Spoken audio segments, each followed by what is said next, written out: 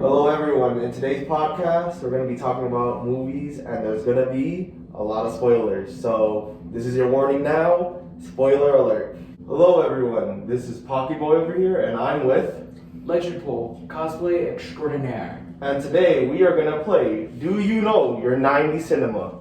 Now what's going on here is that a cast member has given us 8 photos of 90 movies and we have to figure out the name and the date that it came out.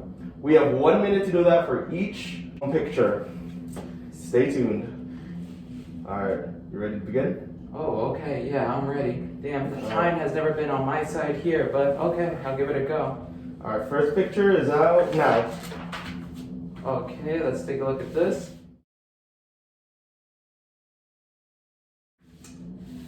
Now here's a fun fact about this movie. This is Honey, I Shrunk the Kids, but technically it came out in the year 1989, if I'm not mistaken. So technically it would be counted as a 90s movie, but really it's not. Oh, let's see that. Let's see if I'm right. Yup, Honey, I Shrunk the Kids, 1989. Do you remember this movie? Oh yeah, I remember watching it a lot when I was younger. They had this crazy prosthetic animatronic ant that gave me a lot of nightmares growing up. It really... Afraid of ants? No, more afraid of like giant, bulgy looking anthropomorphic creatures and such. Ugh. Okay, let's restart the timer and let's do the next one. Alright. Alright. See what we got here.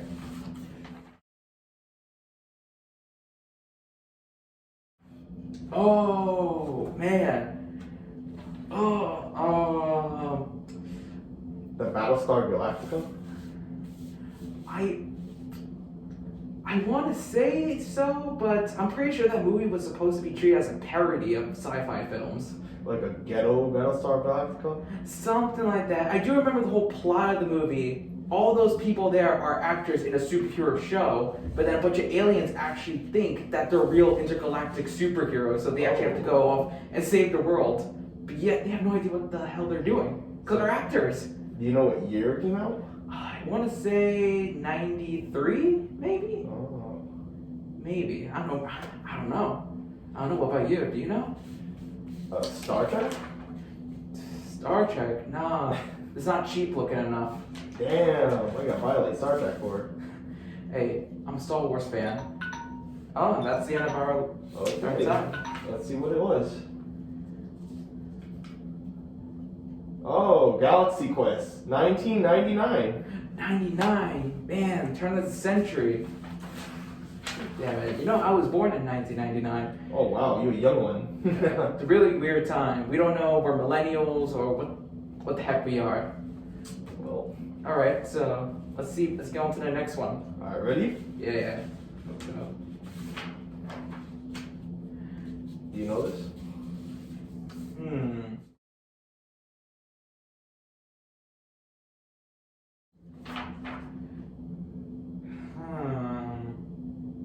I have no clue what this movie is at all.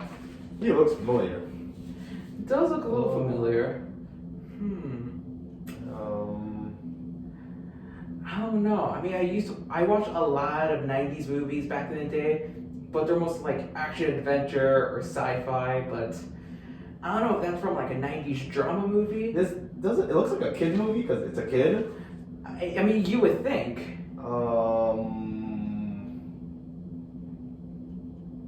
Oh, from that meme. What's the number of 911? That's the quote. He says that to his friend. Shoot, I don't know. Oh, 3 seconds left. 2, 1. Oh crap. Alright. This was Little Rascals, 1994. Oh, damn it. Little Rascals? Damn. I'm ashamed of myself for not knowing that. Alright, next one. Alright. What is it? Give me what you got.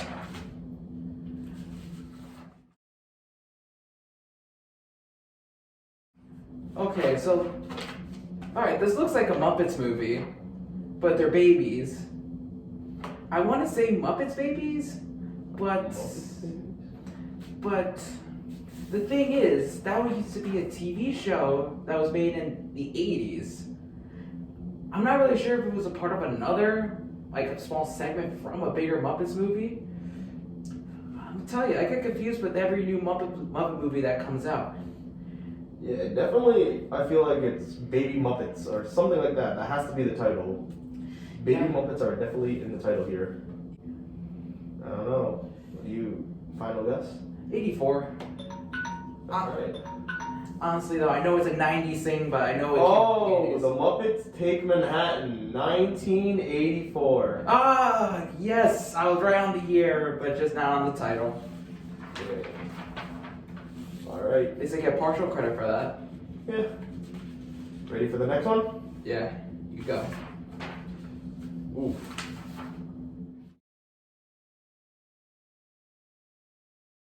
I think I know this one. Oh, boy. I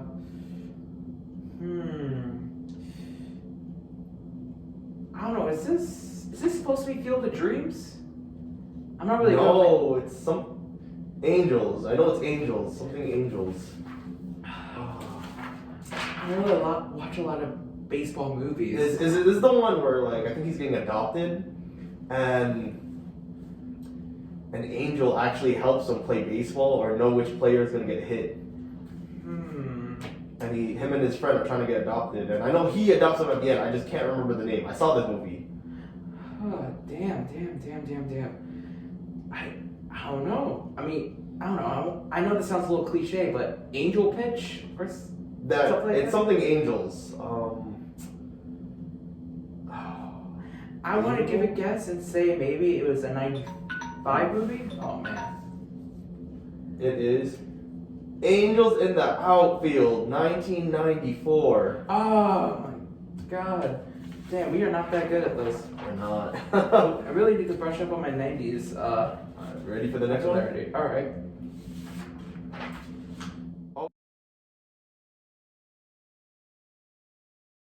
Oh, I know this. What is it? It's a symbol. This is Blair Witch.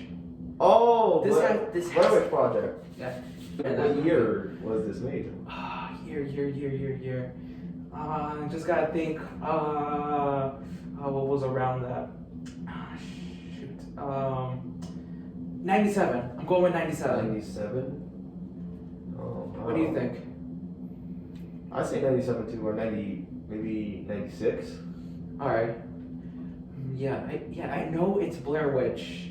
But Yeah, I mean it looks creepy. yeah, it looks like it was filmed on like one of those at-home camcorders, much like the Blair Witch. Oh wow, we're both wrong. Blair Witch, 1999. Again with 99. We got the movie right. You know what's interesting? You know, they had a whole thing where they made a website and a fight that the Blair Witch was a true story, and that's how they got famous. Yeah, I remember a lot of people being terrified over the fact that they don't know if it was real or not. I know the actress that's in it, she was actually scared because like they weren't really known like filmmakers, these two guys, and then all her friends were like, "Oh, you're gonna go in the woods alone with two guys." So she actually, I think, bought a pocket knife and mace. Yes, I do remember an interview like that. That's I crazy. remember hearing about that recently. Oh, Alright, ready? Alright, I'm ready. Charlie's Angels? A little too young for that. No, it can't be Charlie's Angels. Because they're all blonde. Charlie's Angels are more diverse. Oh.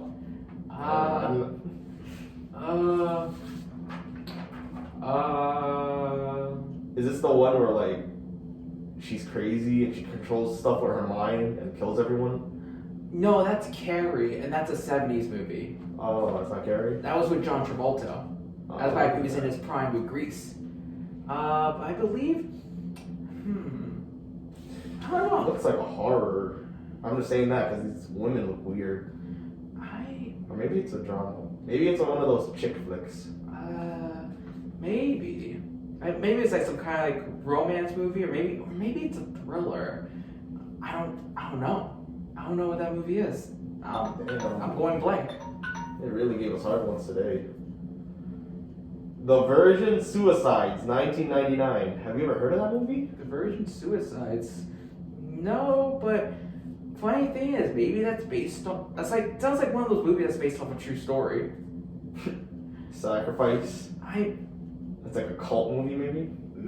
Maybe, or maybe they all just took like a suicide pact. That's weird. They definitely had that one scene where they're dancing around a rock and they sacrifice one of their family members. Yeah, I mean, that kind of stuff happens in real life, you know? I don't know. Alright. Ready? Yeah, I'm ready. We have one more. Okay. Ooh. Ooh, I know this one. This is The Casino. Yeah, this is Casino. I just finished watching this the other day. Oh my What god. year? That was a great movie. Damn. I know it's not 99. That's too late. It was earlier. I'm gonna say 95. I'm going with 93. Yo, these two have been in every crime movie together. I kid you not. Robert De Niro and Joe Pesci, man. Two most terrifying gangsters in all cinema. He's in The Irishman. Yeah, Irishman is a Scorsese movie, and funny thing is, Irishman actually makes a lot of references to all the other old Scorsese movies. Really? Even the name itself, The Irishman, that was Robert De Niro's character's nickname in Goodfellas. Oh, wow, that's interesting. They always called, hey look, here comes the Irishman. Do you know the year? I'm gonna say 93. I think it's 93. Alright, let's see what it is. 95! Damn. Damn. Casino 95. But that was a masterpiece of a film. The cinematography and the narration, I love the narration in these Scorsese movies. Oh, wow. How they just keep. There was actually this really clever scene that they do in the beginning where Robert De Niro is sort of narrating what goes on in the casino. And he talks about the very special room that he's not allowed to go into, the accounting room, where they count all the bills. The owner, he's never allowed to go in there. So as he's narrating, the camera goes into the accounting room. And as soon as he's in there, Robert De Niro stops narrating. Joe Pesci picks it up after that. It's a little nod to the fact that De Niro has no idea what the hell's in the room. Because the boss is never allowed. So we have a bonus round. Quotes. Are you ready? Jeez. Okay. Little song. Ready? A song. All right. Go ahead. Go ninja, go. Go ninja, Oh, go ninja, go. Yo, that's the Ninja Turtles, man. There we go. I knew that from the Ninja heart. From the heart, I knew what that was. Turtles. Do you know which one is it? Part 2. Yep, part 2. Secrets of the Ooze. Yep, there we go. My man. Bonus. Do you know the year? The year. Was it 99? Because I know those movies came out. That movie particularly came out later, as I was branching into 2000s. I don't know. That I don't know. Well, that's all our movies. What did you think about it? I mean, I knew half of them. The thing is, I just never bothered to look at the year. I just knew it were 90s movies. The Honey, I Shrunk the Kids thing, I kind of knew because a while back they were doing this movie list, like the top 10 movies of the 80s, and that was on the list with the year 1989. And I always thought, I always thought that was a 90s movie. This is, I guess, 89. I guess it's a border. I guess both. They're stuck in that ripple point, you know? Yeah. What is your favorite 90s movie? Favorite 90s movie? I'll have to go with 1992 Terminator Judgment Day. Oh my god. I love that movie. I'm telling you, they should have ended it right there. They should have just ended it. I like 3. I grew up with 3. 3's pretty good. It's not good as 2, but 3's pretty good. I would say I like 4. I like Salvation. I like how it's just in the future. I think Salvation got ruined by its trailers. I feel like if they did tell me he was a robot in the trailers, Yeah. I would have enjoyed that movie even more. Yeah. If you didn't know Marcus was a TH, that would have been a big surprise there. Yeah. With Dark Fate as well. The Dark Fate, the movie that shall be ridiculed by the rest of the fans. But Dark Fate wasn't that bad. I liked it. There were some things I didn't like. I did not. I know diehard fans did not like that they killed John Connor, and I kind of hate that too. I kind of have a theory about that. Think about it. Skynet will always exist because John Connor is always fated to stop Skynet. The only way to stop the time loop is to eliminate everything Skynet is related to. I think John was probably just the loose end that Terminator was sent back in time for. I'll even bet that Terminator was even sent by Skynet. I think it was sent by the humans. It was actually sent by Legion. Oh. Are you sure the T-800? Because that was from the original timeline. No, because when she asked the new John Connor, the girl, I forgot her name, she was like, I mean, not the girl, the protector of the girl. Grace, yeah, the blonde. She was like, no, there's nothing called Skynet, it's called Legion. And there's another theory that goes on with it, or I'm thinking where if you mess with the timeline, it's like nature. It's nature. It's gonna fix itself back. You know, no matter what you do, it's gonna like. Let's say I go back in time and I save you from a car crash, but you still are gonna die, even though I saved you from that one. It's just a different fate now. Oh, just like in Doctor Who, it's called a fixed point in time. No matter what you do, that event will occur, no matter what. It's funny that you mentioned that. In Mortal Kombat 11, when they released the Terminator DLC, you could play as a Terminator and you go through the arcade to get his exclusive story. And the whole point of the game is like when you play as a character, you beat the tower, and you beat Chronica. She's like the goddess of time or something. And you get to take this object called the Hourglass. Now, whoever wields the Hourglass can actually change the timeline, reboot it to any way they see fit. Now, when the Terminator got the Hourglass, he tried to create a timeline where machines win, but he kept failing because no matter what timeline he chooses, the humans and the machines will just keep going at war with each other, and no one wins. How do you feel about remakes of certain 90s movies? I feel like with remakes, it's just Hollywood. At first, I thought it was just Hollywood just running out of ideas. But then again, if you sort of think about it, remakes could just be that same movie, but just in a parallel universe. Sort of like with Marvel and DC, how they have their whole parallel universes, different versions of the same story, just with some of the events sprinkled in and changing it. Now, I don't like when they stray too far from the original source, or if they mess everything up completely. Like, I know this is not in the 90s, but let's go for Avatar, where they made the Avatar white and they destroyed Aang's character. Like, that's not supposed to be Aang. That's not what I grew up with. Yeah, I think that was just, I don't know, I think it was just Hollywood executives who were just wanted to make money off the brand. I mean, they didn't care about the source material, they just wanted money. The same thing with Dragon Ball Evolution. They didn't give two craps about it. That is something we will never talk about here. That was a horrible movie. Damn, even GT is better. Now, what is your favorite 90s horror movie? 90s horror movie? Well, Blair Witch was one, but I'll have to say, I think this came out in the 90s. Friday the 13th, Jason Takes Manhattan. Oh, I always found that as well, that's still a throwback, you know. Looking at, I know that one scene where Jason just like he walks into Manhattan and you see all of Times Square, like old Times Square. I'm like, yo, it don't look like that no more. It's crazy. Like it's like a blast from the past. Yeah, my parents used to tell me old stories about Times Square looking so much like, you know, the TV show Gotham. Yeah. That's what Times Square looked like. Think of everything that happened. Oh yeah, Times Square. Times Square was bad back in the day until like they redid it, and now it's just a hub for tourism. It looks nice. I'll be honest with you, I don't really like it. Really? Because there's not a lot of space to drive around anymore. There's so many bike It's lanes, New York. sidewalks. It's New York. In the city, you're not driving. There's not enough parking. There's not enough parking anymore. Damn. I mean, come on, you can't even drive to the city anymore. That is wild. Speaking of driving, how about Taxi? Do you know that movie Taxi? Yes, I am very familiar with that movie. You know, they did say that Joker took inspiration from the movie Taxi. It looked like it. The original, I mean, the main character, he was in it. He was the bad guy. Yeah, that's why, and that's why, you know, De Niro, that's why he wanted to be in Joker, because they knew Todd Phillips was trying to pay homage to Taxi Driver.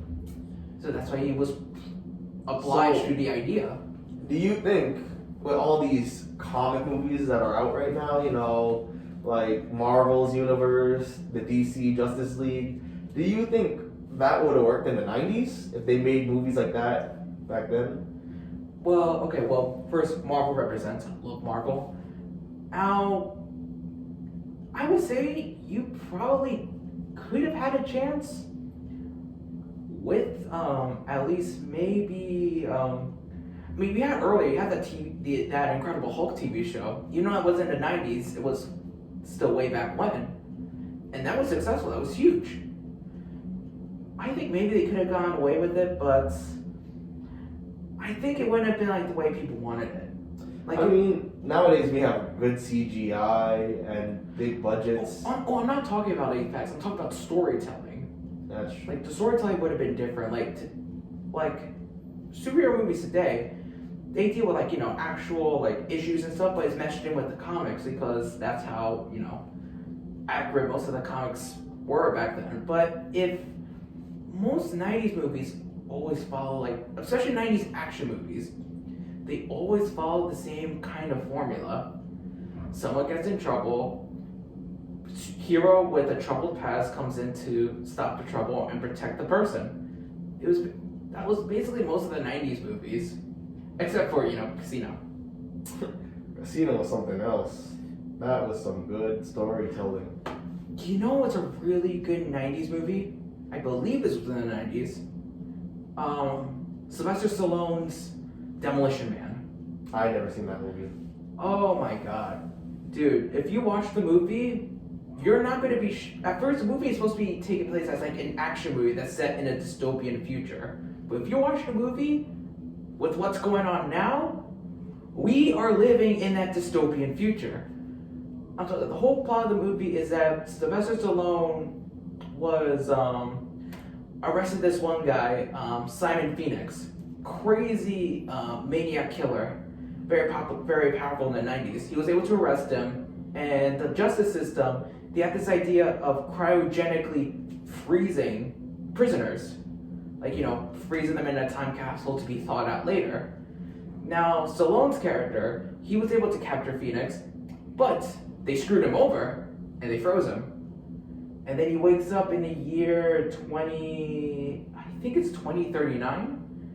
And he wakes up and the future is not what he pictured. I'm talking that you can get punished for cursing or freedom of speech. You can get punished for that. You get punished for eating, I don't know, actual meat. I mean, vegans are running that whole place, and they'll just arrest you if you start eating meat. And honestly, the whole movie, the dystopian scenes, everybody's turning into pushovers. Now, with that, how they predicted the future in the 90s movies, do you think they weren't far off? Demolition Man is not far off. Now, what about other movies? Like a theme that you saw common in 90 movies. I would say there were other 90s movies where we thought that